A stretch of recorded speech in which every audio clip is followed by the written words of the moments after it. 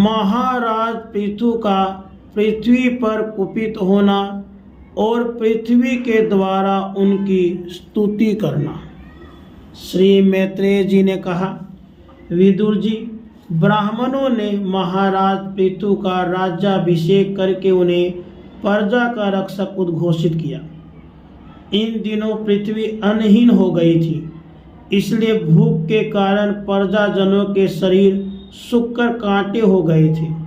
उन्होंने अपने स्वामी पृथु के पास आकर कहा, राजन, जिस प्रकार कोटर में सुलगती हुई आग से पेड़ जल जाता है, उसी प्रकार हम पेट की भीषण ज्वाला से जले जा रहे हैं।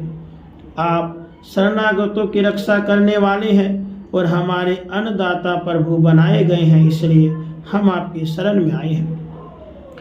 आप समस्त लोगों की रक्षा करने वाले हैं, आप ही हमारी जीविका के भी स्वामी हैं। अतः राजराजेश्वर, आप हम सुधा पीड़ितों को शीघ्र ही अन्न देने का प्रबंध कीजिए। ऐसा न हो कि अन्न मिलने से पहले ही हमारा अंत हो जाए। श्री मैत्रेय जी कहते हैं, कुरुवर, प्रजा का करुण क्रंदन सुनकर महाराज पृथु बहुत देर तक विचार करते रहे। अंत में उन्हें अन्न अभाव का कारण मालूम हो गया। पृथ्वी ने स्वयं ही अन्न एवं औषध आदि को अपने भीतर छिपा लिया है।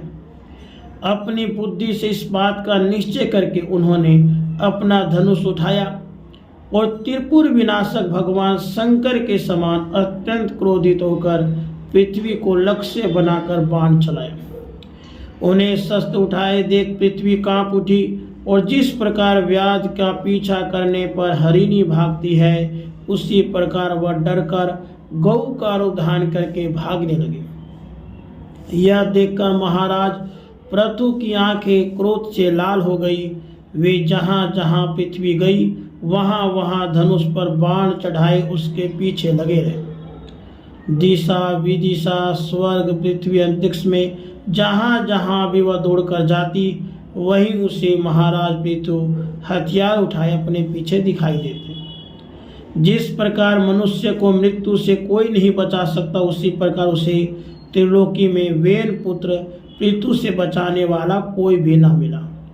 तब वह अत्यंत भयभीत होकर दुखी चित्त से पीछे की ओर लौटी और महाभाग पृथु जी से कहने लगे, धर्म के तत्व को जानने वाले शरणागत वत्सल राजन, आप तो सभी प्राणियों की रक्षा करने में तत्पर हैं, आप मेरी भी रक्षा कीजिए।